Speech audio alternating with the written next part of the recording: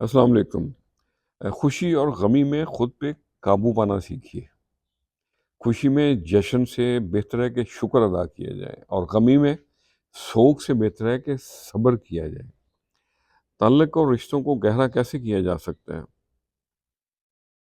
تعلق اور رشتے فرصت کے نہیں، عزت کے محتاج ہوتے ہیں۔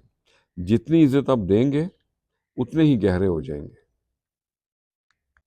تو آؤ سنیں ہم نیاز کی باتیں، کھٹی میٹھی بہار کی باتیں، گہرے نازک رشتے سارے، کرنی ہے بس پیار کی باتیں۔ ایک دوسرے کو تحفے تحائف دیتے رہا کریں، پیار محبت بڑھتا ہے۔ کیا آپ جانتے ہیں کہ دنیا کا سب سے قیمتی تحفہ کیا چیز ہے؟ بڑا ہی سمپل، آپ کا اپنا دیا ہوا وقت۔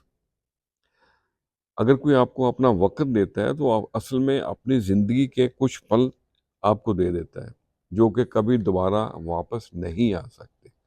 قدر کیا کریں، اور یقین خالی دل کو بھر دیتا ہے، اور بے یقینی بھرے ہوئے دل کو بھی خالی کر دیتی ہے۔